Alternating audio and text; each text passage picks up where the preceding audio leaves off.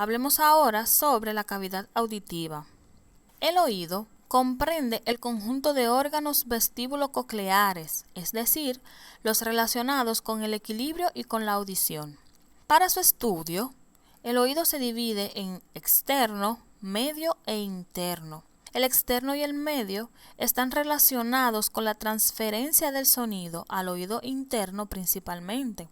Y el oído interno contiene el órgano del equilibrio y el de la audición. En este video estaremos solamente tocando el oído externo y el oído medio. Hablemos primero sobre el oído externo. Este está compuesto por la oreja, que es quien recoge el sonido, y el conducto auditivo externo, que es quien conduce el sonido hacia la membrana timpánica. Empecemos entonces describiendo a la oreja. Esta se compone de una lámina de cartílago elástico de forma irregular que está cubierta por una piel delgada. La oreja presenta varias depresiones y elevaciones que debemos conocer. La concha es la depresión más profunda que vamos a encontrar en la oreja. Hacia la parte externa, en toda la periferia lateral, vamos a tener lo que se conoce con el nombre de hélix, mientras que por delante de este vamos a tener al antihélix. El trago es una proyección en forma de lengüeta que recubre el orificio del conducto auditivo externo. Frente al trago tendremos al antitrago, que es la antítesis, y entre ambos la escotadura intertrágica. Finalmente tenemos al lóbulo, que es el único elemento no cartilaginoso de la oreja. Este está formado por tejido fibroso, por grasa y por vasos sanguíneos. Se puede perforar fácilmente para tomar pequeñas muestras de sangre o para insertar pendientes. La inervación del pabellón auricular va a estar dado la porción posterior, lo que se conocería como el dorso de la oreja, el hélix, el antihélix y el lóbulo por el nervio auricular mayor, mientras que la parte anterior va a estar dada por el auricular temporal, rama de B3. En cuanto al conducto auditivo externo, que es la segunda porción del oído externo, este se extiende hacia el interior a través de la porción timpánica del hueso temporal.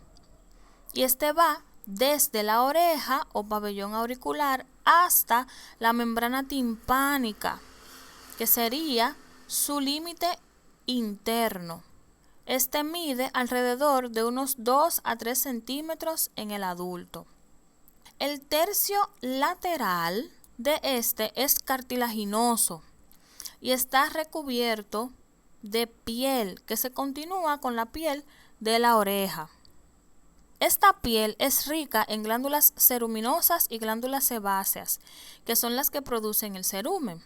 Los 2 tercios mediales son óseos y están revestidos de una piel delgada que se continúa con la capa externa de la membrana timpánica.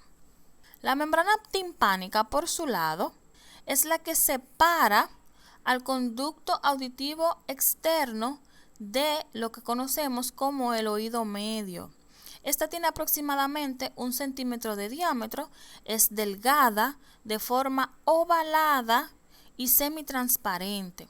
Está recubierta de piel delgada externamente y de mucosa, la misma mucosa que reviste al oído medio internamente. Su lámina fibrosa intermedia se va a insertar en la lámina timpánica del hueso temporal, excepto en la parte anterosuperior. La mayor parte de la membrana timpánica constituye la llamada porción tensa. Esta es más delgada en la porción anterosuperior, que se conoce como la porción flácida. La mayor parte de la membrana timpánica constituye la llamada porción tensa. Esta es más delgada en la porción anterosuperior, la porción flácida, pues esta carece de las fibras radiales y circulares que están presentes en el resto de la membrana. Observada a través de un otoscopio, la membrana timpánica presenta una concavidad hacia el conducto auditivo externo, con una depresión cónica superficial en el centro, lo que se conoce como el ombligo de la membrana timpánica. Esta membrana se mueve en respuesta a las vibraciones del aire que llegan hasta ella a través del conducto auditivo externo. Los movimientos de esta se transmiten a través de los huesecillos del oído medio hacia el oído interno. La membrana timpánica está inervada en su cara externa por el nervio auriculotemporal, que es una rama de B3, nervio mandibular, tercera rama del trigémino, y una pequeña parte está a cargo de un pequeño ramo auricular del nervio vago, mientras que en su cara interna va a estar inervada por el glosofaríngeo. En cuanto al oído medio o cavidad timpánica, este está formado en gran parte por un espacio aéreo en la porción petrosa del hueso temporal. Este cuenta con dos espacios: la cavidad timpánica, propiamente dicho, que se encuentra en el hueso temporal, o es el espacio directamente interno a la membrana timpánica, y el segundo espacio es el receso epitimpánico, que es ese espacio que se encuentra superior a la membrana timpánica.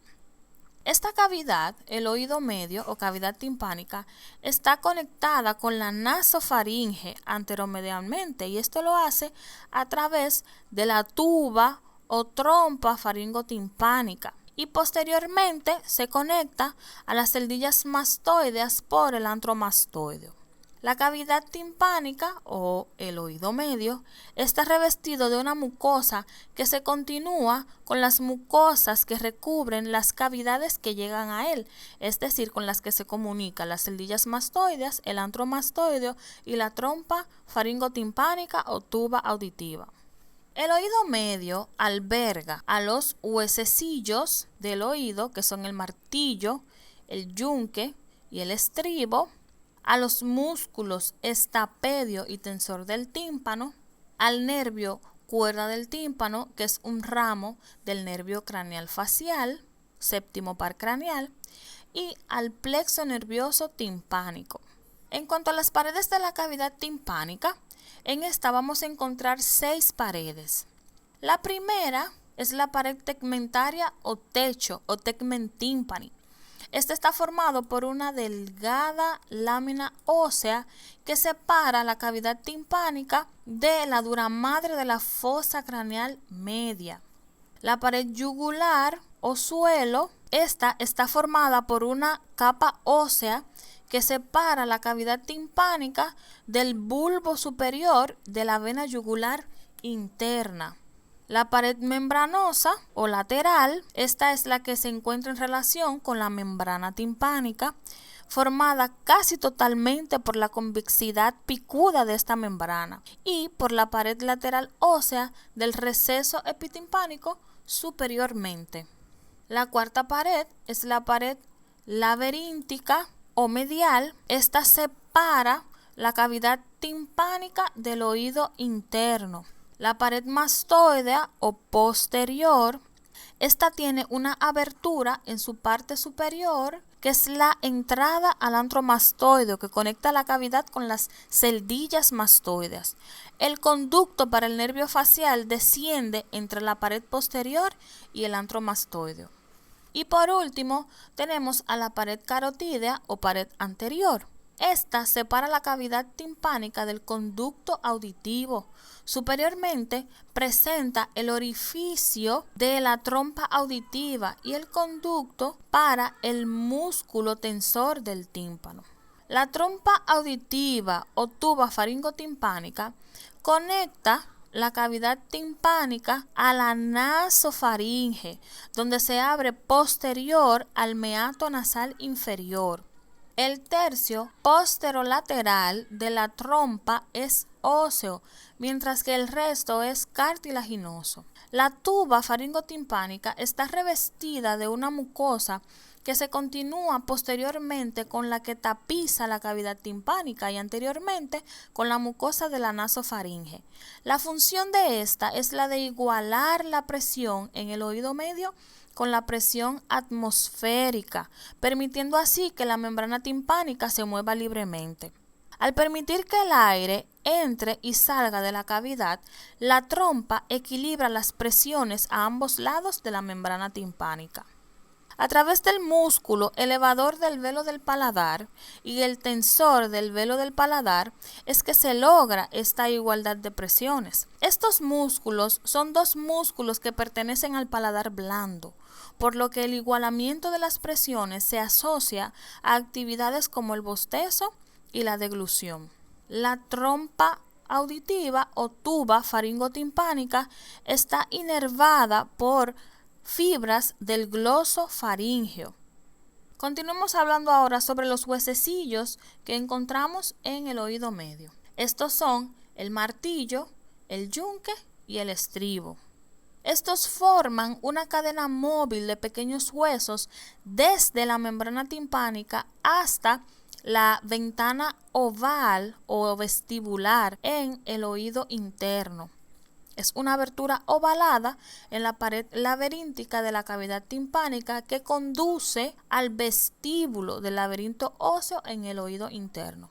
Estos huesecillos son excepcionalmente duros y están revestidos de una mucosa, la misma que tapiza la cavidad timpánica, pero carecen de periósteo. El martillo está unido a la membrana timpánica. La cabeza se sitúa en el receso epitimpánico y se articula con el yunque. Su cuello se apoya contra la porción flácida y el manubrio, por su parte, está incluido en la membrana timpánica con su punta en el ombligo de la membrana. El tendón del músculo tensor del tímpano se inserta en el manubrio, cerca del cuello. La cuerda del tímpano, que recuerden es un nervio que es rama del facial, cruza la cara medial del cuello del martillo. El yunque se encuentra entre el martillo y el estribo y se articula con ambos. Su cuerpo se encuentra en el receso epitimpánico articulado con el martillo. Su rama larga es paralela al manubrio del martillo y a su extremo inferior se une para articularse el estribo mediante la apófisis lenticular.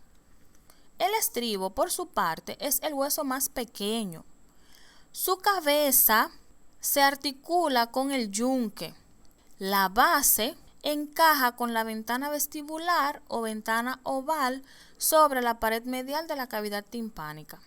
La base es más pequeña que la membrana timpánica y a consecuencia de ello, la fuerza vibratoria del estribo se incrementa aproximadamente 10 veces con respecto a la membrana timpánica.